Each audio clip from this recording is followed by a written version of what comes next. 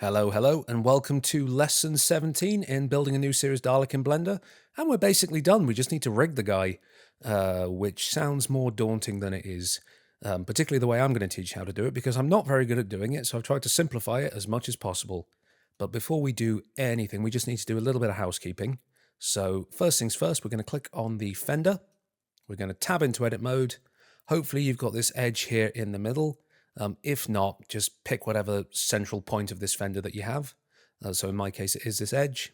We're going to Shift S, cursor to selected, tab back into object mode, press A to select everything, and then we're going to go to Object, Set Origin, Origin to 3D Cursor, and then we're going to Shift S again, Cursor to World Origin, and then press A to select everything, Shift S again, Selection to Cursor.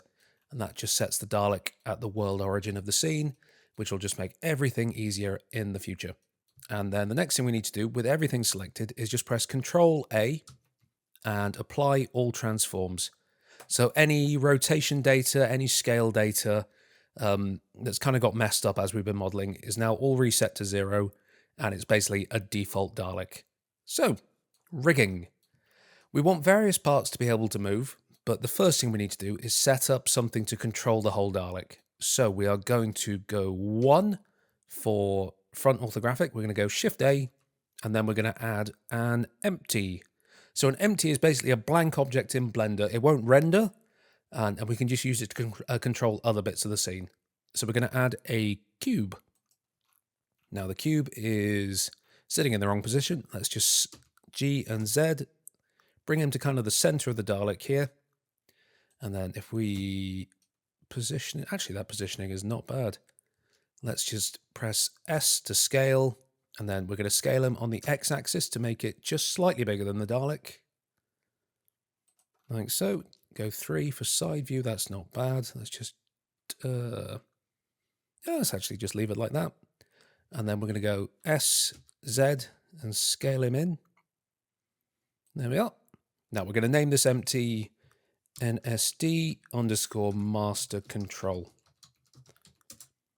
And then if we press A to select everything, and then we're going to shift click this empty, and then shift click it again, and just press Control P and set parent to object keep transform. Now everything is parented to this empty, so we don't have to move the Dalek. We just literally drag this box around the scene and the Dalek will go with it. Now, the problem with this is it can go anywhere in any direction, which isn't particularly realistic. So, a couple of ways of doing it.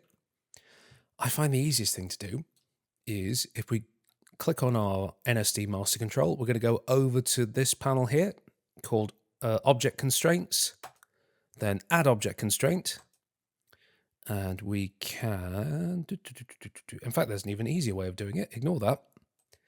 In our transform data, we are going to lock the Z location. So now he literally cannot move up or down. He can only move left and right and back to front.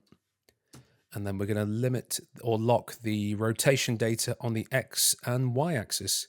So now he can go forward and he can turn, but literally he can't spin on his X-axis, or he can't move up and down. So obviously you can change that if you want to, if you want him, spinning around at weird angles, but you shouldn't really need to. Oh, let's apply the scale to our empty. Oh, that just reset it. All right, let's undo that. Didn't know it did that. Cool. So now we need to start rigging the individual objects. So if we just open our NSD master control just so we can see everything, and we're going to start from the bottom and work down. So first thing we want to do is be able to rig this eye stalk so it can look up and down. So we need to start parenting some objects. We're going to start, it has to be done in quite a particular order, otherwise the things won't work. So we're going to start by clicking the eye globe, and then we're going to shift click the eye stalk, press Control P, set parent to object keep transform, and then we're going to grab the eye discs and again shift click the eye stalk, Control P, object keep transform, and then other set of eye discs. Again, click the eye stalk, shift click the eye stalk, Control P, object set transform, And then with the eye stalk selected, we're just going to shift click the eye pivot, Control P, object keep transform. Now, everything should be rotating off this eye pivot. So in theory, if we press R, it's doing it, but definitely not in the way that we want it to work. So let's just undo that. We're going to tab into the eye pivot, press A to select everything, and then Shift S, cursor to selected. And then we're going to tab back into object mode, go to object, set origin, origin to 3D cursor. So now if we rotate here, again, it rotates from the pivot, but again, not necessarily in the way that we want. So we need to do some constraints to that. So what I'm actually going to do is with the eye pivot selector, I'm going to go Shift A. We're going to add another empty, and in this case, a plane axis. So that adds it right to the location of the eye pivot. So we're going to click the eye pivot and then shift click the empty and go Control P and then set parent to object, keep transform. And now if we rotate the empty, it moves everything. But again, not in the way we want.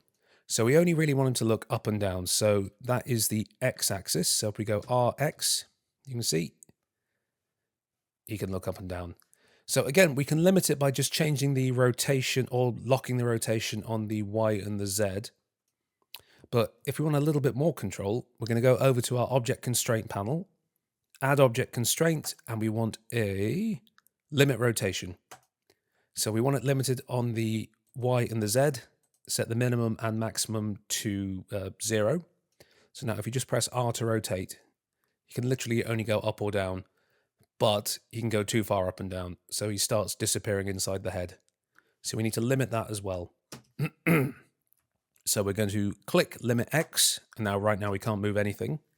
But if we set its minimum, which I believe is looking up to about 35. No, it's looking down. Right, let's set the minimum to about minus 15. Hold on. No, it is looking up. We're going to set the minimum to about minus 35. And then he can look all the way up like that, but then he stops as soon as he reaches 35 degrees. And he can't look any lower than 0, which isn't quite what we want. So if we change the maximum to about 15, which seems about right, I think if he goes any lower, bits will start disappearing. So he can look up and he can look down. And to reset it, you just click in its X rotation, 0. Cool, and that's the first bit rigged. Now, we want the dome to be able to move, but when it's doing so, we want the eye to follow it. So again, we're going to start parenting everything together. So let's grab the cowl, and let's grab the ID tag, and then shift click the cowl, Control P, object, set parent to object, keep transform, then grab the cowl screws. We're going to shift click the cowl, Control B, object keep transform. Then we're going to click the cowl, shift click the dome, Control P, object keep transform. And then we're going to grab these light objects. So the dome light, shift click the dome, Control P, object keep transform. The lens, shift click, Control P, object keep transform. And then just so we can see the bulb inside, hide the lens. Grab the bulb, and then shift click, Control P, keep transform, and let's just press Alt H to unhide everything. Now, again, if we rotate the dome, you can see that's nowhere near where we need it to be. So again, we need to tab into this dome, double tap A to deselect everything. We're going to press 2 for edge select, and if we Alt Shift select this outer ring here. Once again, we're going to go Shift S, cursor to selected, tab into object mode, go to object, set origin, origin to 3D cursor. And then once again, if we RZ, you can see he spins around.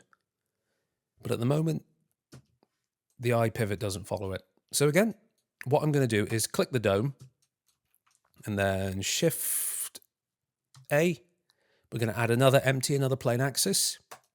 We're going to call this dome control.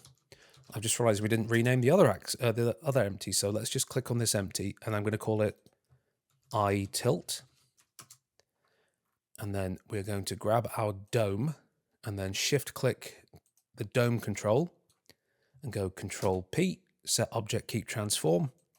And then we're going to grab our I tilt and we are going to shift click the dome control and go Control P, keep transform. And now if we go RZ, nothing happens.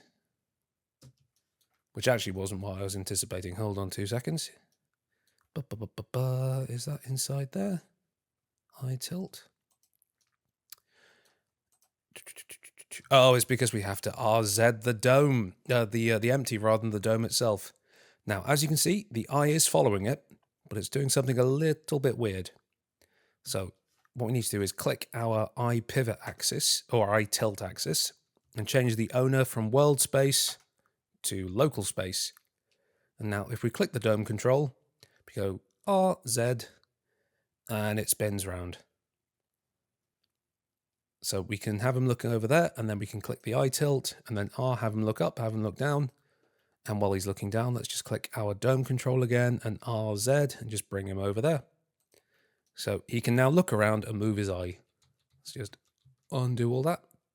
And again, we want to add a constraint to this dome control. So if we go over to our object constraints, add object constraint, we're going to limit rotation and we're going to limit the X. No, we're not. Yes, we are. X and Y. So now if we press R, the only way it can rotate is left and right. And I mean, in theory, he can do a full 360 spin. So if you want that, we can do that, but it's not particularly realistic. So if we limit the Z as well, put the minimum to about minus 180 and the maximum to 180. So he can still spin round. Actually, that's probably a bit too much. Minus 90 and 90. So he can just about look side to side. You can make it whatever you want, but I just find it easier to limit that. And again, just for the ease of use, we're going to change it to local space. Now let's take our dome control empty. We're going to shift click our master control, Control P, set parent to object keep transform. So now when we move our Dalek around, he can also look left and right and look up and down.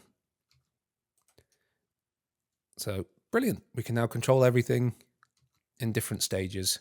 So let's just undo that, bring him back to the center. Cool. So next thing we need to do is control this gun rotation. We're going to do it slightly differently, but the principles are the same. So I want everything to rotate from the gun ball. So once again, we need to start setting some parent hierarchy.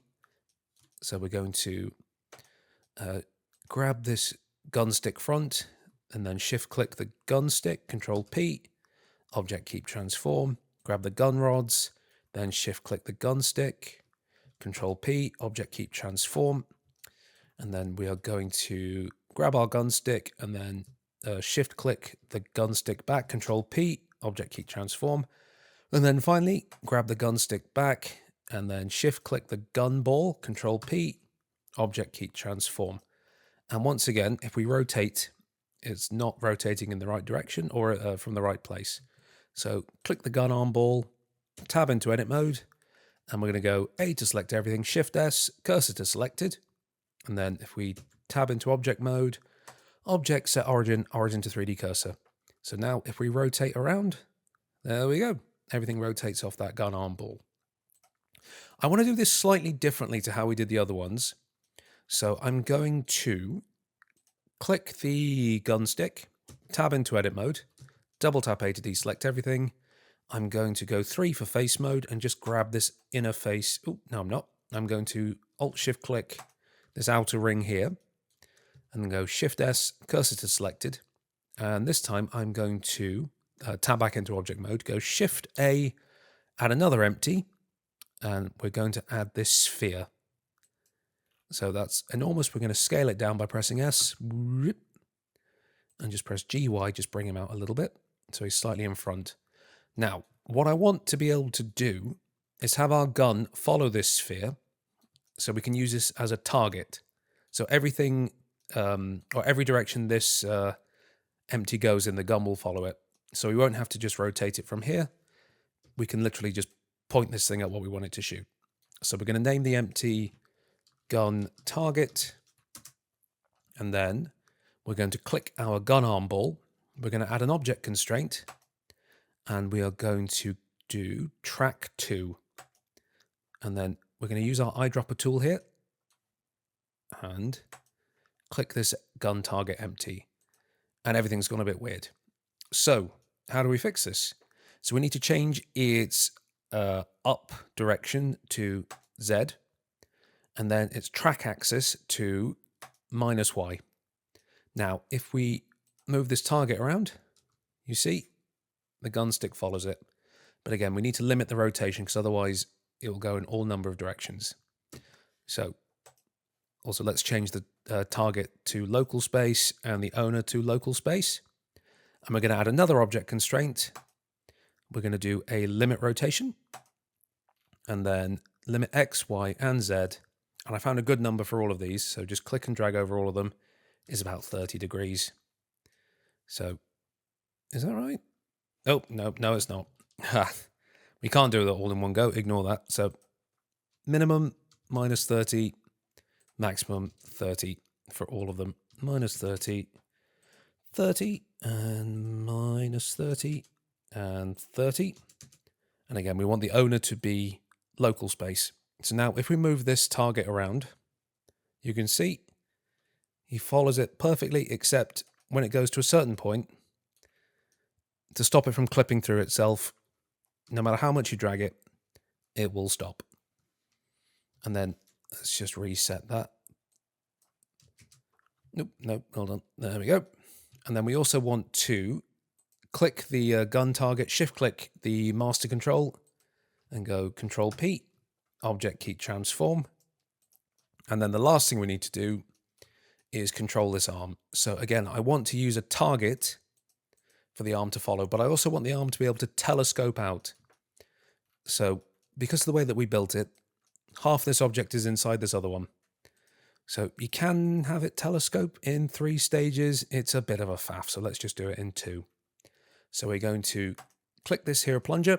We are going to shift click the plunger rings, Control P, set parent to object key transform, and then we're going to grab the plunger again, grab arm stage 3, Control P, object key transform, grab arm stage 3, and then shift click arm stage 2, Control P, you guessed it, object key transform. Then we're going to click stage 2 and shift click arm stage 1, Control P, object key transform. And then we're going to grab the last arm stage and then shift click the arm ball, Control P, object key transform. And then again, we need to grab our arm ball, tab into edit mode, Shift S, cursor to selected. Tab out of that into object mode, object, set origin, origin to 3D cursor. So now once again, we can rotate off there. Woo! Now, on arm stage 2, let's do this first. So we want him to be able to move forward and backwards. Ooh, what are my rings doing? Plunger rings. Oh, yep. Plunger rings, I need to shift click arm stage 3 and go Control P, object key transform. I think that should do it. Yeah, there we go. Sorry, messed that one up. Now, we want him to be able to go backwards and forwards, but if we go too far, he whoops out the end. So, you guessed it, we need to add an object constraint. So, click arm stage 2, add object constraint, and then we need to limit distance. Is that it? Is that it? No, it's not. Object constraint. Limit location, sorry. Limit location.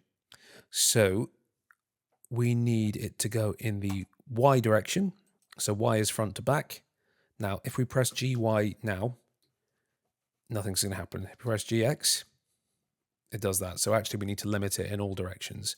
But we just need to limit or use 0 as the default setting. Then, and we also need to change it to local space. Oops. So now if we rotate around, it doesn't affect anything at all. But we want to be able to telescope this arm. So In minimum Y, we're going to set this to about, say, 10.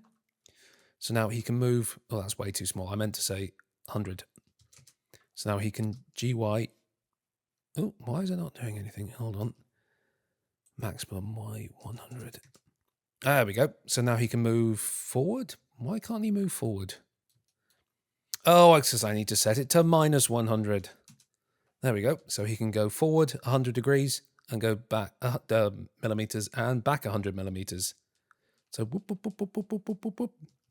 So yeah, just to be clear, Y needs to be set to minus 100. So that's coming towards us. So GY. And maximum about 100. And that's a pretty good number. And then the last thing we need to do is grab our plunger. We're going to tab into edit mode, going to Shift S, cursor to selected, and then we're going to tab into object mode, Shift A, add an empty, I should say. And again, we're going to make it a sphere, scale it down, and then GY, just move them out. We're going to rename that empty to plunger target. And we want to click our arm ball and add an object constraint. And then we're going to go track to, and we want it to track to this empty here. So grab our eyedropper, grab plunger target. And again, it's gone all peculiar. So we need to change the up axis to Z and the track axis to minus Y. Again, that's due to the way we built it. So minus Y is facing towards us. So now if we move this target around, it follows it perfectly. But again, we just need to limit the rotation. So we're going to use exactly the same object constraint. So grab our arm ball, add object constraint, limit rotation. Again, change it to local space, limit X, Y, and Z, minus 30, 30, minimum, minus 30, maximum 30, minimum, minimum, minus 30, maximum 30.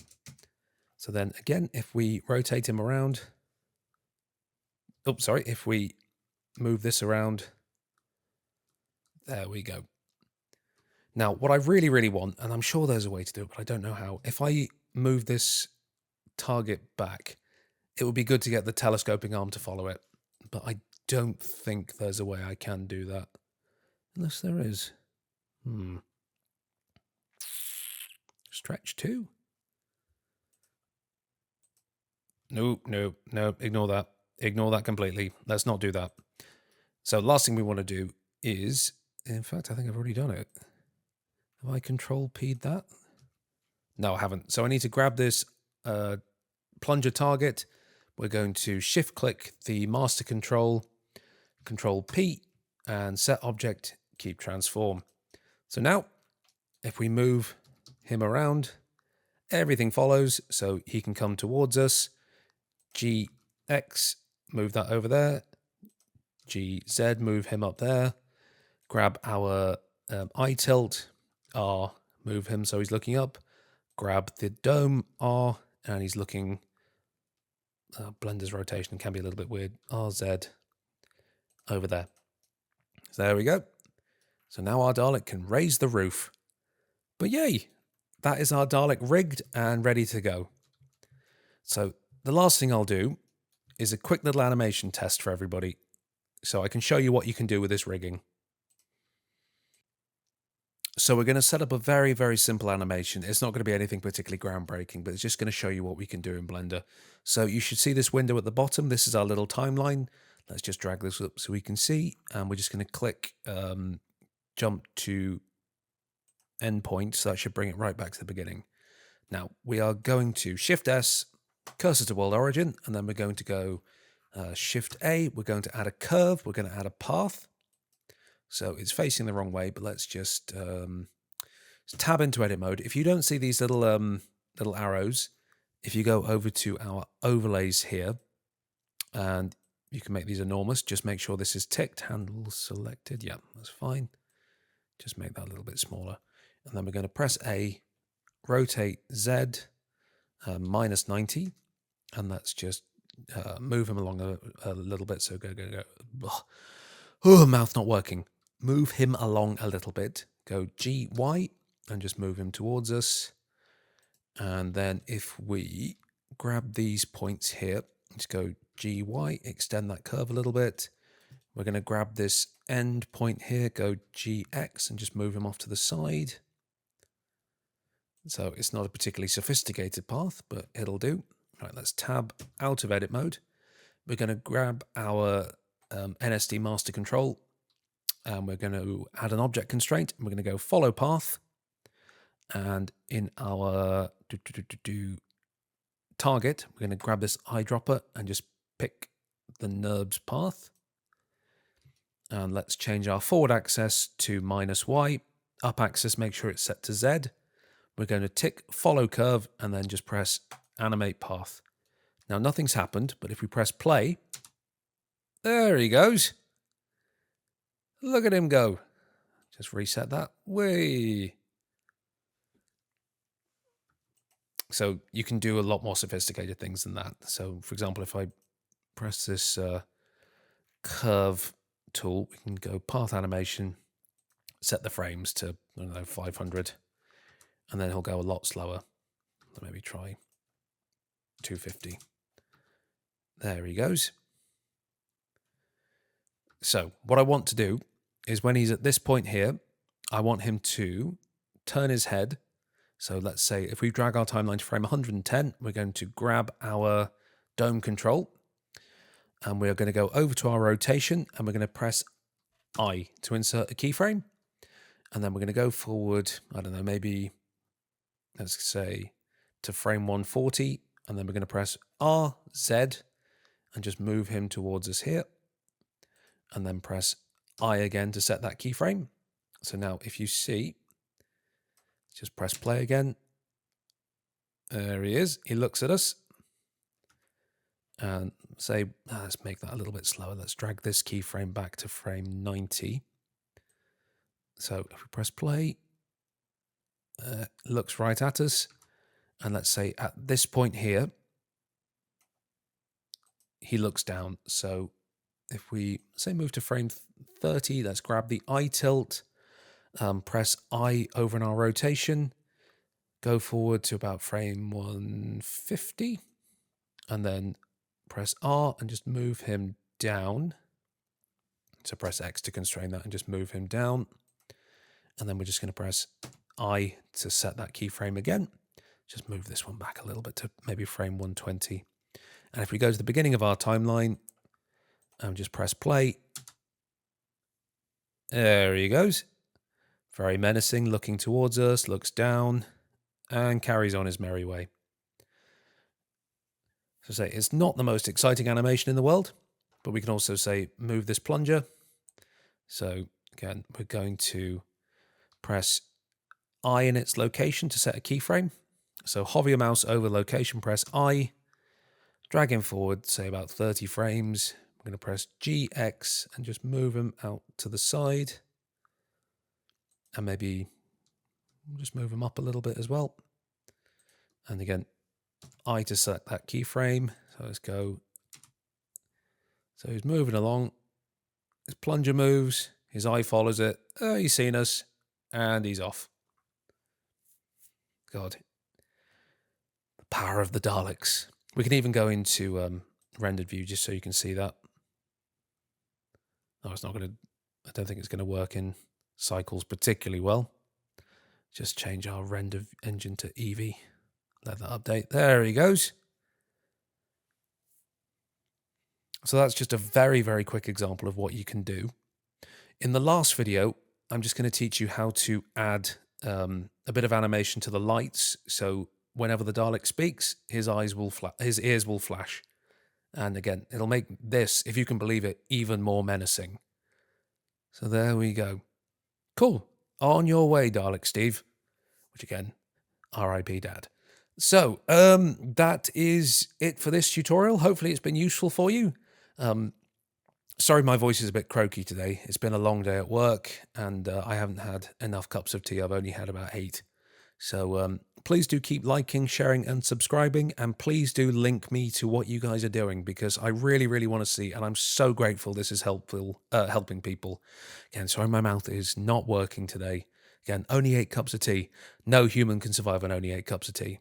But like, share, subscribe, and I will see you in the next video. Cheers. Bye, Dalek. Bye.